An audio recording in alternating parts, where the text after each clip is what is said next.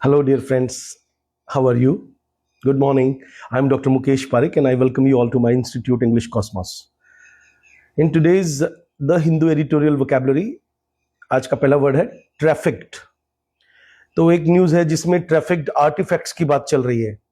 तो ट्रैफिकिंग का मतलब एक्चुअल में होता है स्मगलिंग करना, खासतौर पे जैसे मानव तस्करी आपने सुना होगा, किसी का किडनैप करके दूसरे एरिया में ले जाना। तो स्मगलिंग को भी बोलते हैं, इंसानों की भी होती है और चीजों की भी होती है। तो स्मगलिंग एक कॉमन वर्ड है, और बूट लेगिंग आप लिख लीजिए, अच्छा वर्ड है बूट लेगिंग। और एक कॉन्ट्राबैंड, मतलब जैसे नकली कोई चीज है जो आप इलीगल तरीके से कहीं सप्लाई करते हो, उसको अपन कॉन्ट्राबैंड बोलते हैं। और वो जो आर्टिफैक्ट्स होते हैं, जैसे हमारी पुरानी मूर्तियां, एक खबर आ रही है ना कि जैसे कई देशों ने हमारी जो पुरानी विरासत वो लोग ले गए थे तो वापस उन्होंने की है। तो पुरानी मूर्तियां जो होती हैं उनको रेलिक्स बोलते हैं। मूर्तियों के साथ साथ कुछ और चीजें भी होती हैं, कुछ बर्तन हो सकते हैं, कुछ गहने हो सकते हैं। तो रेलिक्स बहुत कॉमन वर्ड है इसके लिए। रेमनेंट्स एक वर्ड यूज किया जाता है, मतलब कि किसी चीज के बचे हुए अवशेष। वेस्टिजेस यूज किया जाता है। और पर्सनल लेवल में जैसे आपके खानदान में कोई खास कंगन चले आ रहे हैं 4 पीढ़ी से 5 पीढ़ी से, वो भी एक पुरानी चीज है, और कीमती है, तो उसको एयरलूम बोलते हैं इंग्लिश में, एयरलूम। ठीक है। और एक बहुत ही टेक्निकल वर्ड भी इसके लिए यूज किया जाता है, दैट इज कॉल्ड क्यूरियोस। फिर है डैबलिंग। डैबलिंग का मतलब होता है, जैसे मैंने कहा कि यार ही डैबल्स इन फिलॉसफी, जबकि उसने कोई कोर्स नहीं कर रखा, डिग्री नहीं ले रखी है। तो कोई जब ज्ञान नहीं होता है और सुपरफिशियल लेवल में बात करता है, मतलब गहरा ज्ञान नहीं होता है किसी चीज में, तो हम उसको मतलब बोलते हैं कि वो बहुत कैजुअली बात करता है। इसका मतलब है वो मेडलिंग है। मेडलिंग का मतलब किसी टॉपिक के बीच बीच में बोल लेता है, टिंकरिंग करता है। ठीक है। इसका मतलब है कि वो डैबलर इंग्लिश में बोलते हैं जिसको सीरियस नॉलेज नहीं होती है, लेकिन फिर भी वो उस बारे में बात करता है। फिर एक थर्ड वर्ड आया है स्क्यूड रिस्ट्रक्चरिंग। स्क्यूड एक बहुत कॉमन वर्ड है, केमिस्ट्री में बेंजीन के स्ट्रक्चर्स में स्क्यूड आता है, मतलब थोड़ा नाव जैसा टेढ़ा। तो कोई चीज जो टेढ़ी मेढ़ी होती है, डिस्टॉर्टेड होती है, उसकी सिमिट्री ठीक नहीं होती है, उसका जैसे मान लीजिए किसी का चेहरा टेढ़ा हो जाए एक्सीडेंट के बाद, ठीक है, और इलाज के बाद, तो हम बोलेंगे कि उसका स्क्यूड हो गया, या लॉपसाइडेड। मैंने कहा कि तेरा आर्ग्यूमेंट जो है वो बिल्कुल ठीक नहीं है, ये थोड़ा सा इम्बैलेंस्ड है, लॉजिकल कम है, लॉपसाइडेड है, प्रेजुडाइज्ड है, मतलब इसमें तू अपने खुद के विचार ज्यादा डाल रहा है और लॉजिक कम डाल रहा है ना। वार्प्ड है। वार्प का मतलब होता है कि जो थोड़ा सा मिस अलाइंड, अलाइनमेंट होता है ना, कार का अलाइनमेंट कराते हैं, मतलब बैलेंस्ड। तो इम्बैलेंस्ड के लिए हम ये मिस अलाइंड वर्ड भी यूज करते हैं। मतलब कुछ चीज बायस्ड है, कोई चीज लॉजिकल कम है, थोड़ी तोड़ मरोड़ के पेश की गई है, तो तब हम लोग ये वर्ड्स यूज करते हैं। एक वर्ड आया है पोस्टेरिटी के लिए, शशि थरूर का आर्टिकल है वो, उसमें तो पोस्टेरिटी का मतलब होता है आने वाली पीढ़ियां। मैंने कहा कि तुम पोस्टेरिटी को क्या देके जाओगे, है ना, अपनी प्रोजेनी को क्या देके जाओगे, अपने लीनियज को क्या देके जाओगे। तो लीनियज लाइन से आता है, खानदान को इंग्लिश में लाइन भी बोलते हैं।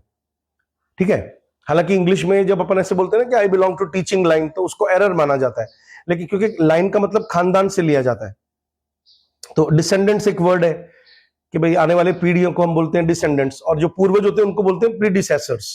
प्री मतलब पहले, डिसेंडेंट्स का मतलब जो आगे आएंगे, अनबॉर्न लोग जो हैं, जो अभी पैदा नहीं हुए हैं। एक वर्ड आया पैरिल।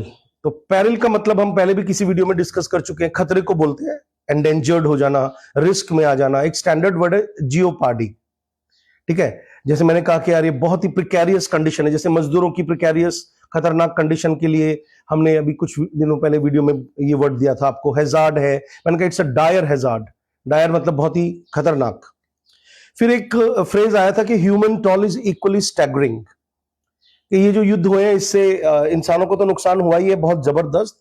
तो माइंड बॉगलिंग आपने सुना होगा, मतलब हैरान कर देने वाला, इनॉर्मस, बहुत बड़ा। स्टैगरिंग मतलब मैंने कहा यार ये एक बहुत ही स्टैगरिंग फिगर है, मतलब बहुत बड़ी फिगर है।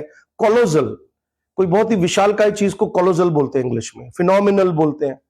तो स्टैगरिंग एक कॉमन वर्ड आप याद रखिए। इमेंस मतलब इसके स्टैगरिंग इफेक्ट्स होंगे, इसके इमेंस इफेक्ट होंगे।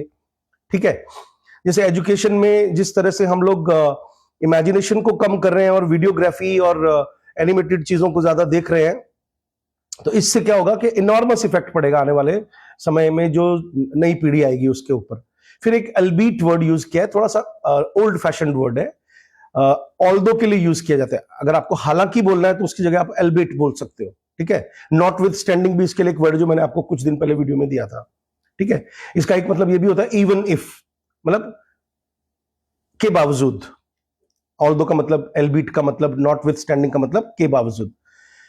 फिर उन्होंने जियोपॉलिटिकल डिटेंटे एक बहुत अच्छा वर्ड यूज किया है। डिटेंटे थोड़ा सा फ्रेंच वर्ड है जो इंग्लिश में आता है, तो इसका मतलब होता है कि कुछ डिप्लोमेटिक थॉ, मतलब के कूटनीतिक तरीके से किसी युद्ध की जो कंडीशंस है उनको थोड़ा कम, उनके खतरनाक प्रभावों को कम करना। क्योंकि इंग्लिश में थॉ एक वर्ड है, थॉ का मतलब बर्फ का पिघलना, मतलब कि अगर दोनों कंट्रीज मान जाते हैं एक दूसरे की बात, तो ये जो पॉलिटिकल कंडीशंस हैं वो धीरे धीरे डिटेंटे की तरफ बढ़ेगी। तो डिटेंटे का एक्चुअल मीनिंग क्या होता है कि हम किसी भी चीज की टेंशन को कम करें। तो जियोपॉलिटिकल डिटेंटे वर्ड आप अपनी कॉपी में लिख लीजिए। फिर इरान्स ब्रूइज्ड रूलर्स, एक फ्रेज आया था। तो ब्रूइज्ड का मतलब तो होता है खरोंच लगना, जख्मी हो जाना, लेकिन यहां पे आएगा कि भाई अब उनकी ईगो थोड़ी सी हर्ट हुई है, अब थोड़ा वो मानने को तैयार है, तो हम बोलेंगे कि वीकेंड रूलर्स, कमजोर रूलर वहां के, ह्यूमिलिएटेड।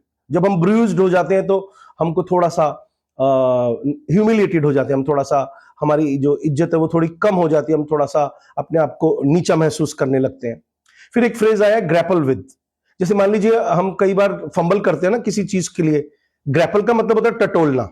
जैसे अंधेरे में आप सीढ़ी उतर रहे हो तो आप अपना ग्रोप करते हो, ग्रैपल करते हो, तो मान लीजिए कोई वर्ड नहीं आ रहा और आप उसको तलाश कर रहे हो दिमाग में, तो आपने कहा यार I am grappling with the problem of vocabulary, struggling with, ठीक है, I am confronting this problem, समस्या का आना।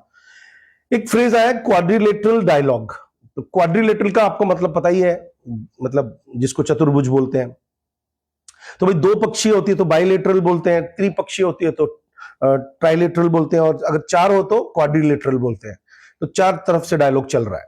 ऑब्लिटरेट एक वर्ड आया है। ऑब्लिटरेट का मतलब होता है बिल्कुल सिरे से मिटा देना किसी चीज को, एनिहिलेट कर देना, गायब कर देना, जैसे एटम बम गिरा करके और खत्म कर दो, जैसे उन्होंने किया था अमेरिका ने, है ना। डेसिमेट कर देना, मार डालना, एक्सटिंग्विश करना, इरेडिकेट करना, जैसे मैंने कहा कि सती प्रथा को अंग्रेजों ने इरेडिकेट किया, ठीक है।